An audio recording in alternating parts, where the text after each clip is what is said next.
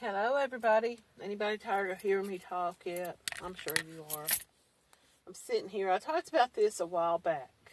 I made a video about this kind of maybe a couple weeks back. I'm sitting here in this spot, and from my angle, from where I'm sitting, I'm looking at the parking lot where I had probably one of my last conversations with the narcissist that I had with him when we were still, I guess you could say, in a relationship. Probably within a day or two after that was kind of when it went away. It's really the only thing I can say about it is because there was no breakup. He didn't say to me, it's over. I didn't say to him, it's over. It was just kind of like, play along with me, do what I tell you to do, and everything will be okay. And I was over here like, no, I'm not going to play along with you. I'm not going to manipulate anybody else. I wouldn't want that done to me. And I was feeling kind of like jilted at that point. I was feeling like, because I've told my story before for anyone who hasn't heard it. You can watch my YouTube playlist. It kind of gives a little bit of detail. I don't go into a whole lot of detail. But, maybe there are some things I go a little bit, maybe too much detail about. But I was thinking about this. It got me kind of like the clashing of the stories. I started talking about CMC from the angle of narcissistic awareness. More than scamming awareness. And I don't even really like to say awareness. I guess when I'm talking about narcissism, and I'm talking about their behavior and how they manipulate and lie and use people and destroy people's lives, that's awareness. But when I'm talking about my story, or when I'm talking about CMC or any of these other people involved in this, it's my opinion. It's my opinion based on what I've gone through and just kind of how I see it. So last night, when AKD gave her interview, and I was watching it, I watched a little bit of it from, I think it was Block Party, one of the groups was streaming it. And I watched some of it from Exposure Room. And Exposure Room would stop, and she would kind of talk a little bit about, and it was to the point where people were asking AKD about the money, about if CMC was lying about the money. And AKD says, yes, she had money. She had gotten paid. She wanted people to believe she didn't have any money. And AKD didn't pipe in or jump in and say, wait a minute, why are you saying this? Because you know you've got money. You know you got paid. Why are you making this up? And a lot of the comments were, that liar, she's still lying, she's covering, she's in on it. That was what my ex-narcissist wanted me to do. He was manipulating and lying to the woman that he had been with before me. He was telling her, and I wasn't aware of this fully. I was aware a little bit, I kind of had a little bit of an idea, but I didn't know about narcissism at that point. I'm looking at him as the man I thought was going to be my partner, my boyfriend, my maybe possible husband, which is all he talked about. And that's another form of manipulation. And I was hurting. My heart was hurting. And I think that he was using that, thinking if I break her heart, and then I give her a little bit of hope, if she goes along with what I say, she can mend her broken heart and we can be together. But she has to do what I tell her to do. So he's over here telling baby mama, it's over between me and her. There was never really anything to it. She wanted it more than I did. Now he's telling her this stuff. I didn't know he was telling her this stuff. I knew he was telling her something, but I didn't know that he was saying, that he was making it out like I was just somebody who he didn't really even want, because he's telling me the complete opposite. But she had made it aware to him she had found her backbone, and I guess my being in the picture had given her a little bit more of a backbone, and she finally stood up to him and said, we were together for a very long time, and I worked just as hard as you did, and I earned just as much money as you did, and I contributed just as much as you did, and I'm not going to just go away. I'm not going to just sit down and let you have this home and let you have everything that I helped contribute to work for to aid you to get it. Well, he didn't like that. For one, he didn't like the fact that she had a backbone and a voice and was finally standing up for herself. Probably the months that she had been away from him had given her that. And he had, unbeknownst to me, he had kept me pretty secretive as far as her and her family and friends. The worlds did collide, and eventually she found out that not only was we kind of like hanging out together, but that I was living with him, and I was living in his home. And in what she considered her home. And so, long story short, this is all on my YouTube.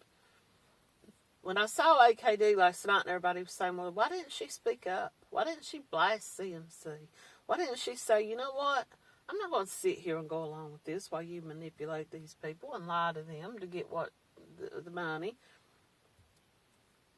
I kind of understood it because I wanted so badly to go along with his little scheme and say, okay, I'll go over here and I'll be real quiet and I'll act like we're broke up. And I'll move 25 or 30 miles away, which is what he wanted me to do, get a place and rent it. And I'll be sitting over there waiting on you whenever you get a chance. You come by and drop me off a piece, which is basically what he wanted. But he's putting it to me on a nicer platter, He's like, just as soon as she calms down and she drops all this talk about child support and she drops all this talk about splitting up the property and taking me to court and getting a court order for like structured visitation and all that. Once she drops all that and she calms down and I've got her back on the leash, I will just quietly pack my stuff and move in with you, and we'll pick up where we left off and start our lives together, and she can have the home and everything, but I just want her to kind of... And I sit there and I thought about it one day. I thought about it and thought about it and thought about it. And I thought, well, if that's the only way I can have him, then, I guess that's what I will have to do. Is just kind of become the side piece, or the side chick, or whatever you want to call it. But the more I thought about it, I thought, no, I didn't go into that relationship as a side thing. At least I didn't know that I did. And I didn't want to be that. I didn't want to, I didn't want that to be my relationship with him. And, but I did tell him, I will go and rent me a place, because I needed a place to live anyway, And I said to him, I will go and rent me a place. And I'll wait this out and I'll see what happens. Well, about a week or so, I'm looking around at places to rent, but I told him, I said, I'm not moving as far away as you want me to. I said, I'm not going all the way 25 and 30 miles away to the town he wanted me to move to, because that was close to where he worked. So he was like, well, come on, you'll be on my way to work. I told him, I said, it's too far from my job, and I'm not doing it. And I'm not moving that far away from my family, my child, my mother, my friends, and my job. And I told him, I said, I'll find a place that's kind of midway. No, that don't work for me. And it just started dawning on me and occurring to me. He's not going to give in, and he really only wants me out of the way. And I started thinking about it, and I thought, if I do this, he's going to dump me altogether, and I'm going to be over here 30 miles out of town away from my family and friends, and renting a place I'm probably going to be on a lease or something that I can't really afford. And I told him, no, I'm not doing it. But I have to admit that there for a couple of weeks, I was kind of willing to play along because I thought, this is the only way. This is the only way for me to have him. And then I just was like, well, I guess if that's the only way to have him, then I guess I'm not going to be with him. And I told him that day in the parking lot right here where I'm at right now. I told him, I said, it's just not going to work. It's just not going to work. And he said, well, I can't do anything else then, I guess. And it was not like we said to each other, don't ever call me again. I don't want to ever hear from you again. I hate your guts or anything like that. It was just, he pulled out and went on to work, and I got in my car and went on back home to where I was staying with my relatives, and that was that. And that was pretty much the way things panned out. But I thought about it last night when people were asking AKD, why did you play along? Why didn't you say to everybody and blast her out? Well, who knew what the outcome of that would have been? And AKD was sitting there probably, I don't know if they planned it out before she went live, and she said, okay, I'm going to make up this whole story about being sick and needing this money, and you sit there and you don't say nothing now. Don't you give it away. And when I get this $200 off of these people, or 4 or 6 or 8 or however much she ended up getting, man, you'll go out and we'll have us a big time. We'll go party hard. And AKD's probably thinking, well, sounds good to me because I want to go out and I want to have some fun. I want to get something out of this, But I don't know. I don't know the whole story, but it just really got me to thinking about how narcissists manipulate you, how they rope you into their games, how they pull you in, sucker you in, and sometimes you go along with it. Sometimes you don't, but sometimes you do. And it took me finally, what finally woke me up to it all was when my friend, who is a flying monkey now, I know that now, but at the time she was feeding me information, had told me, well, I talked to the other woman, I talked to the baby mama, and they spent the weekend together. Now, see, this was the weekend that I'm talking about. This was the day we last talked, was on a Friday.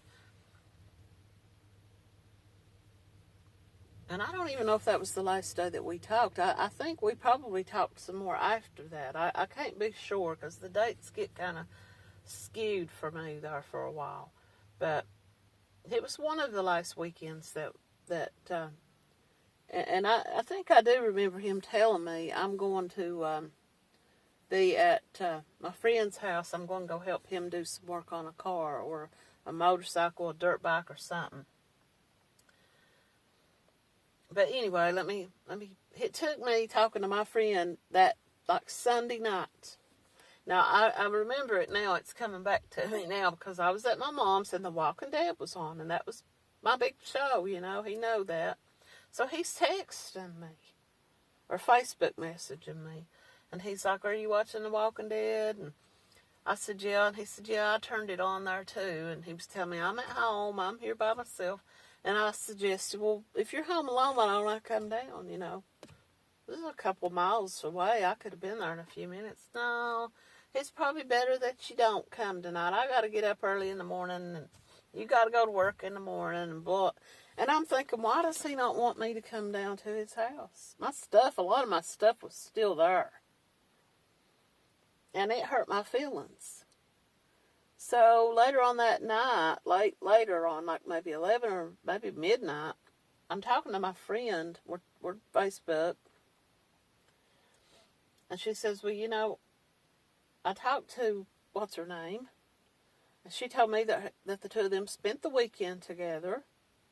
that they went out of town, they went out to eat or went down shopping with their kid, and that they're talking about moving back in together and trying to work things out. And it didn't come as a complete and total shock to me, because I knew that he was planning something he was telling me he was doing it to manipulate her and to get her trust back, which he probably was. But he had lied to me about it. He didn't say, I'm going to go spend the weekend with her and I'm going to work her over and I'm going to get her to drop all this talk. He said, I'm going to be with my buddy, helping him fix up a dirt bike or a motorcycle or some kind of bullshit. And it took me talking to her that night to realize, and then after he had kind of turned me down, you know what I mean, that I was going to come down to his house that Sunday night. And when I went to work the next morning, she was there. So I'm thinking she was probably there because I know everybody's like, well, you were stalking him. No, I had to pass right by his house. I've talked about all this in my YouTube. But I had to drive past his house to get to my job. And, of course, her car's there. And I'm thinking, well, that tells me everything I need to know. Between that and him turning me down, him being gone all weekend, and then my friend telling me what she told me, it all finally just made sense. And so that was pretty much what it took. What did it take for AKD having the cops called to her house? CMC probably, low-key causing her all this stress and drama, her starting to feel this flare up and getting sick and thinking, this is what I've got to look forward to, having this person in my home and having this person in my life. And the long drive back home was probably very stressful. I know she had mentioned that she screamed and shouted so much on the way home that she was hoarse. I guess she meant talking to her mom. I don't know, but some of it probably also was that. If it wasn't, I hope AKD recognized that. Because to scream and shout at your own mother that way, how's she going to treat complete strangers? How's she going to treat friends? How's she going to treat somebody that doesn't give her her way?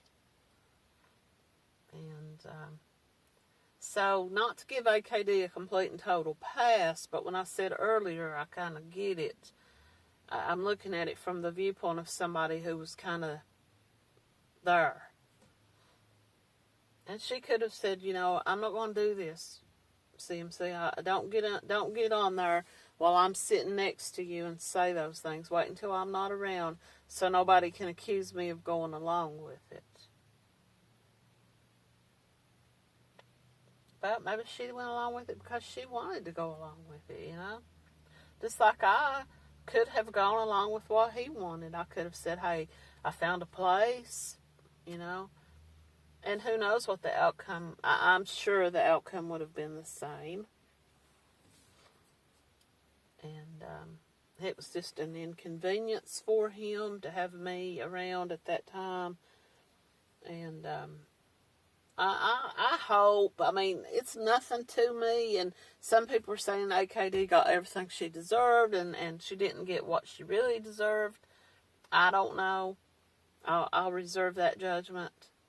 But I will say, if she's lying to everybody about her and CMC being on the outs, and she's doing this to manipulate everybody else, then she's better at it than CMC actually is.